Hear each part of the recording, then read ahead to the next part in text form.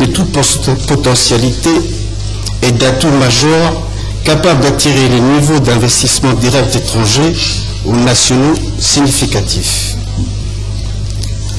Outre ces faiblesses, l'économie nationale demeure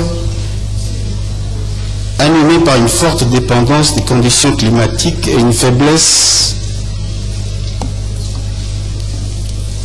en termes de possibilités de protection, autant de facteurs qui accentuent aux yeux des esprits chagrins la vulnérabilité de notre pays face aux chocs exogènes. Mesdames et messieurs, le secteur privé se caractérise au siècle dernier par un nombre limité de groupes oligopolistiques présents dans les différents domaines de l'activité économique, contexte peu favorable pour la promotion de la concurrence et au développement des PME, des petites et moyennes entreprises. Cette situation a soulevé un ensemble de difficultés dont le principe ont été rappelés à cette tribune et sur lequel je voudrais revenir rapidement en dégageant en même temps les grandes lignes de notre mission actuelle pour trouver des solutions adéquates. Monsieur le Président de la République, Mesdames et Messieurs, pendant longtemps, le cadre macroéconomique a été marqué par des sérieux déséquilibres, notamment de dérapages budgétaires excessifs à cause de la guerre civile, des aléas climatiques, mais également au cours de dérapages budgétaires à cause de l'absence d'une gestion efficace.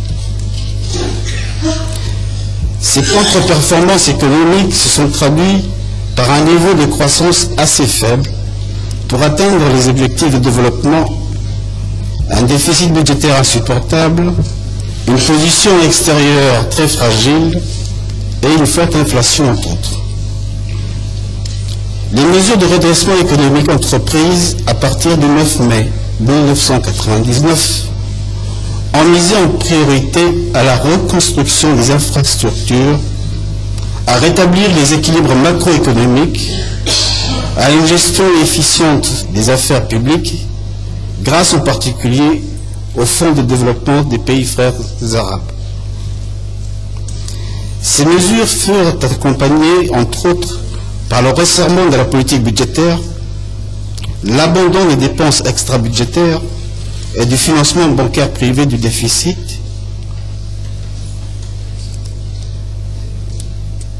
et une participation plus efficace une utilisation plus efficace des instruments de surveillance et de suppression et de surveillance de politique monétaire. Grâce à cet effort de redressement entrepris, notre économie a enregistré d'importantes performances. Une relance à la croissance économique qui frôlait quasiment les 6%, un solde global budgétaire positif, une réduction de l'inflation à moins de 3% et l'amélioration de la position extérieure. Mesdames et messieurs, ces résultats impressionnants sont encourageants pour rétablir la confiance des investisseurs et permettent de confirmer les perspectives prometteuses de notre économie nationale. Pour cela, il est important de maintenir un cadre macroéconomique sain et stable et de renforcer les instruments de gestion macroéconomique pour éviter les risques inhérents à la dépréciation du taux de change du dollar et le recul des secteurs traditionnels. Monsieur le Président de la République, Mesdames et Messieurs, la République de Djibouti, africaine, arabe et islamique, est située au carrefour des pays à forte potentialité économique émergents. Bien que son étendue territoriale et sa démographie n'a aucune commune mesure avec ses voisins, cette position stratégique fait de la République de Djibouti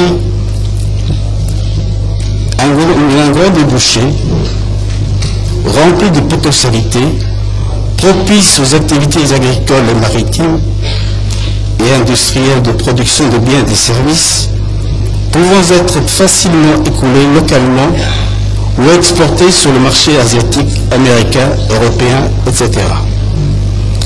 L'appartenance de la République de Djibouti à plusieurs rangs économiques sous-régionaux lui confère un rôle central qui favorise la circulation des biens et des services. La République de Djibouti recèle en son sous-sol des richesses naturelles d'une abondance et d'une variété longtemps mises sous boisseau et qui en font un scandale géologique. On peut pratiquer toutes sortes de tourisme également, un tourisme balnéaire, un tourisme d'évasion, un tourisme culturel, historique et sportif, etc.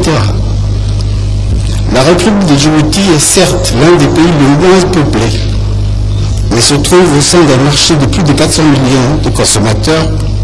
Cela constitue plus un atout qui handicape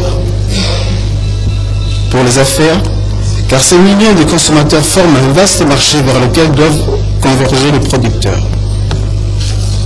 Les Djiboutiens sont très entreprenants dans les affaires. On les retrouve pratiquement partout dans les grandes places d'affaires. Plus de la moitié de la population djiboutienne se situe dans la tranche d'âge de 15 à 35 ans et exerce souvent une activité procurant un revenu. Un revenu formel ou informel, comme il a été dit précédemment. La qualification de la main-d'œuvre djiboutienne demeure certes en deçà des exigences internationales. Toutefois, les sociétés installées en République de Djibouti reconnaissent sans complaisance le potentiel en termes de compétences des cadres djiboutiens formés par l'université, aussi bien nationale qu'étrangère, dans divers domaines. Mesdames et messieurs, l'investissement se révèle être le facteur par excellence de la croissance économique et du développement qui consiste dans l'augmentation des grandeurs économiques. La croissance économique suppose elle-même des changements majeurs de structure et d'importantes modifications correspondantes dans ces domaines institutionnels et sociaux du pays. Après presque une décennie d'existence du cadre des investissements, du code des investissements, excusez-moi, des lacunes importantes sont apparues dans son application sous le coup des boutoirs des différentes lois de finances et leur cohorte de dispositions fiscales confiscatoires. Ainsi, compte tenu des modifications légales quasi annuelles significatives intervenues, ces lacunes au niveau aussi bien de son organisation que de sa philosophie. Le danger est, dans le cas où nous sommes amenés à évoluer dans un contexte de régression économique et d'inflation accélérée, vu le niveau de la crise qui s'approche de plus en plus, une régression économique et d'inflation accélérée, la performance du secteur privé risque d'être de manière générale insuffisante. Que sera alors la nouvelle philosophie et l'esprit du nouveau code? Telle est la question. La République de Djibouti, évoluant dans une économie libérale tempérée, de type économie sociale de marché, la croissance économique et le développement reposent sur la tripartite suivante. L'État fournit le cadre et l'environnement incitatif. Le secteur privé crée les richesses nationales et l'emploi. Et la société civile, elle, se charge de promouvoir l'homme dans toute sa dimension.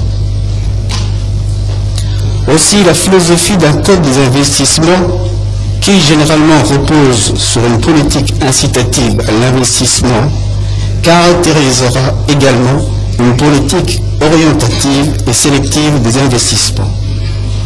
Au vu de ce qui précède, L'esprit nouveau du Code